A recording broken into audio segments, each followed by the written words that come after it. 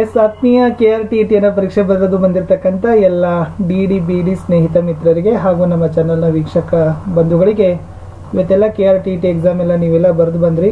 So ನಾವು ತುಂಬಾನೇ ನಿಮಗೆ ಏನು ಹೇಳಿದ್ದೀವಲ್ಲ ಅದನ್ನೇ ಕ್ವಶನ್ಸ್ಗಳು ಬಂದಿದ್ದಾವೆ ಅನ್ನೋದನ್ನ ಇನ್ನೊಂದ್ಸರಿ ನಿಮಗೆ ರಿಪೀಟನ್ನು ಮಾಡ್ತೀನಿ. ಸೊ ತಾವು ನೋಡಿ, ನಾವು ಕನ್ನಡದಲ್ಲಿ ಹಾಕಿರ್ತಕ್ಕಂಥದ್ದು, ಇಂಗ್ಲೀಷ್ನಲ್ಲಿ ಹಾಕಿರ್ತಕ್ಕಂಥದ್ದು ಎರಡೇ ವಿಡಿಯೋ ನಾನು ಹಾಕಿದ್ದೆ. ನಿಮಗೆ ತುಂಬ 100% ಅರ್ಹತೆಯನ್ನು ಪಡಿತೀರಿ, ಇಷ್ಟು ಓದ್ಕೊಂಡು ಹೋಗಿ ಅಂತ ನಾನು ಕೂಡ ನಿಮಗೆ ಹೇಳಿದ್ದೆ ಇವತ್ತು. ಸೊ ನನಗೆ ಈಗ ಲಭ್ಯವಾಗಿರ್ತಕ್ಕಂಥದ್ದು KRTT ಪೇಪರ್ 1ನಲ್ಲಿರ್ತಕ್ಕಂಥ ಲ್ಯಾಂಗ್ವೇಜ್ 1 ಕನ್ನಡದಲ್ಲಿನ ಕ್ವಶನ್ ಆನ್ಸರ್ಗೆ ಕೀ ಆನ್ಸರ್ಸ್ಗಳನ್ನು ನಾನು ನಿಮಗೆ ಹೇಳ್ತಾ ಹೋಗ್ತೀನಿ. ಇದು ನಾನು ಓದಿದ ಹಾಗೆ ಇರ್ತಕ್ಕಂಥದ್ದು, ನನ್ನ ಗ್ರಹಿಕೆಗೆ ಸಂಬಂಧಪಟ್ಟಂತೆ ಉತ್ತರ. ಇವು ಅಂತಿಮ ಅಲ್ಲ, ಇಲಾಖೆಯವರು ಬಿಡ್ತಾರೆ, ಅವುಗಳೇ ಅಂತಿಮ ಇರ್ತವೆ ಅಂತ ಹೇಳ್ತಾ. ಸೊ ತುಂಬಾ ಪೇಪರ್ ಅಂತಲೂ ಕೂಡ ಈಸಿ ಇತ್ತು. ಸೊ ಅದನ್ನು ಮತ್ತೊಂದು ಸರಿನೂ ಕೂಡ ನಾವು ಏನು ಮಾಡ್ಬೋದು, ಹೇಳ್ಬೋದು. ಸೊ ವೆರಿ ಈಸಿಯಾಗಿರ್ತಕ್ಕಂಥದ್ದು ಕೂಡ ಪ್ಯಾಸೇಜ್ ಇತ್ತು. ಪ್ಯಾಸೇಜಲ್ಲಿ ಏನೂ ಡಿಫಿಕಲ್ಟ್ ಅಂತಕ್ಕಂಥದ್ದು ಇರಲೇ ಇಲ್ಲ. ವೂಲ್ಫ್ ಮೆಸ್ಸಿಂಗ್ನಲ್ಲಿ ಇದ್ದ ಅತೀಂದ್ರಿಯ ಶಕ್ತಿ ಅಂತ ಕೇಳಿದ್ದಾರೆ. ಅದರಲ್ಲಿ ಆಯ್ಕೆ ಇತರರ ಮನಸ್ಸಿನಲ್ಲಿ ಏನಿದೆ ಎಂಬುದನ್ನು ಅರಿಯಬಲ್ಲ ಶಕ್ತಿ ಅಂತಕ್ಕಂಥದ್ದು ಬರ್ತದೆ. ಮೆಸ್ಸಿಂಗನು 2ನೇ ಮಹಾಯುದ್ಧದ ವೇಳೆಗೆ ಇವರ ಮೃತಪಾಶದಿಂದ ತಪ್ಪಿಸಿಕೊಂಡು ಬರುತ್ತಾನೆ.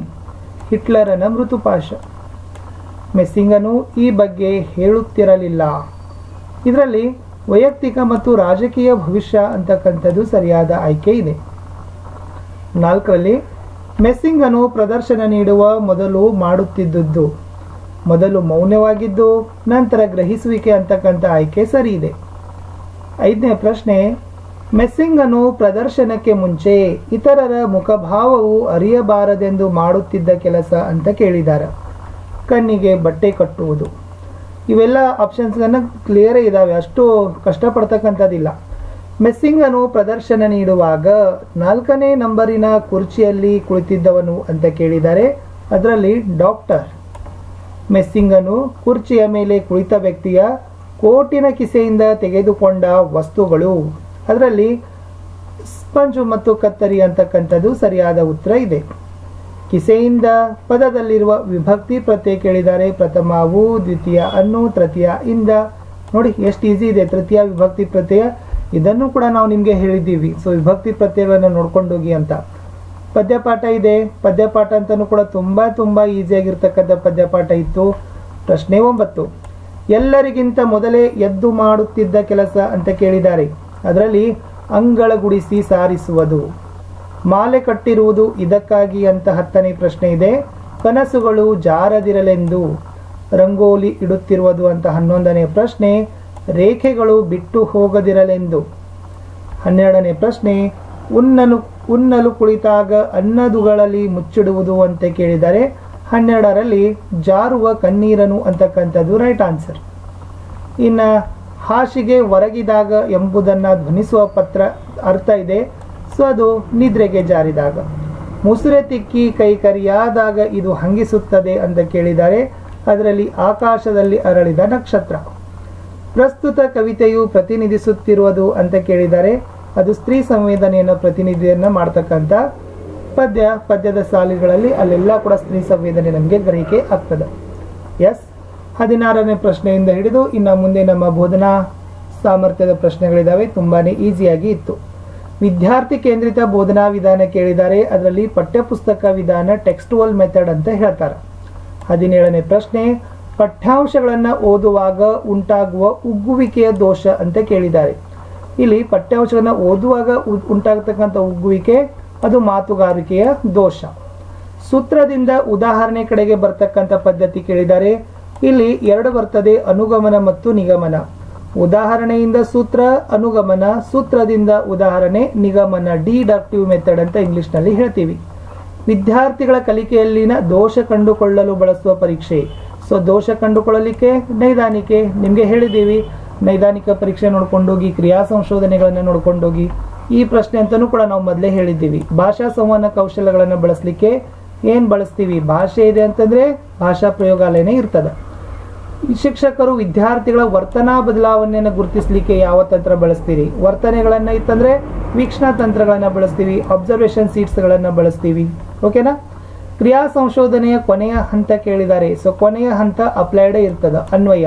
ಈ ಶಬ್ದ ನೋಡಿದ್ರೆ ತಮಗೆ ಗೊತ್ತಾಗ್ತಿತ್ತು, ಅದು ಕ್ರಿಯಾ ಸಂಶೋಧನೆ ಕೊನೆಯ ಹಂತ. ಸಮಸ್ಯೆ ಗುರುತಿಸುವುದು ಮೊದಲು, ಸಮಸ್ಯೆ ನಿರ್ದಿಷ್ಟಗೊಳಿಸುವುದು ನಂತರ, ದತ್ತಾಂಶನ ವಿಶ್ಲೇಷಿಸುವುದು, ಕಡೆಗೇನೆ ಬರೋದು ಫಲಗಳು ಮತ್ತು ಅನ್ವಯ.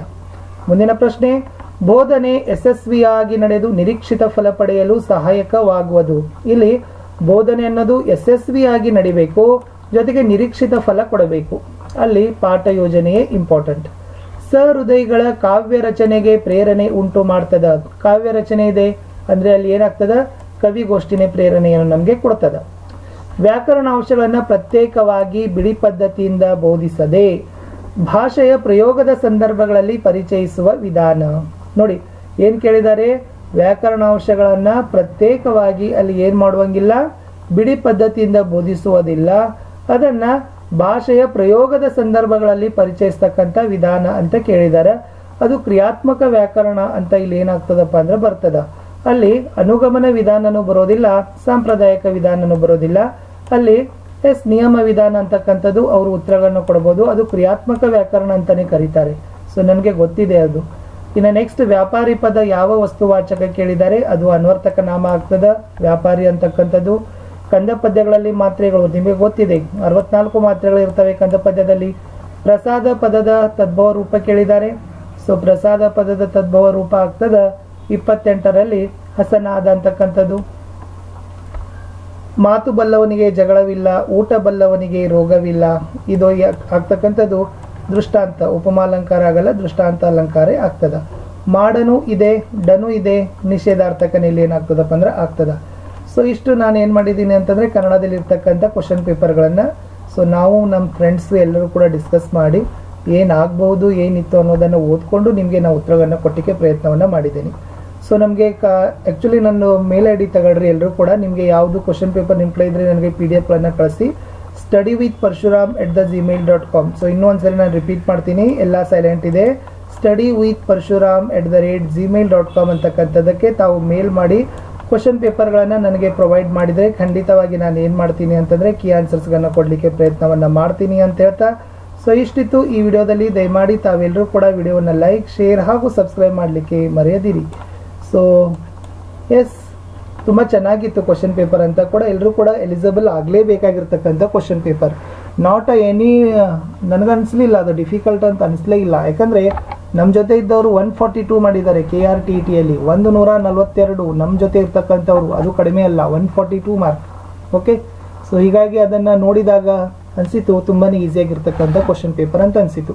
ಸಿಗ್ತೀನಿ, ನೀವು ಕ್ವಶನ್ ಪೇಪರನ್ನು ಕಳಿಸಿಕೊಡಿ. ಸೊ ನಾನು ಕೀ ಆನ್ಸರ್ಸ್ಗಳನ್ನು ಹಾಕಲಿಕ್ಕೆ ರೆಡಿ ಆಗ್ತೀನಿ. ಬಾಯ್.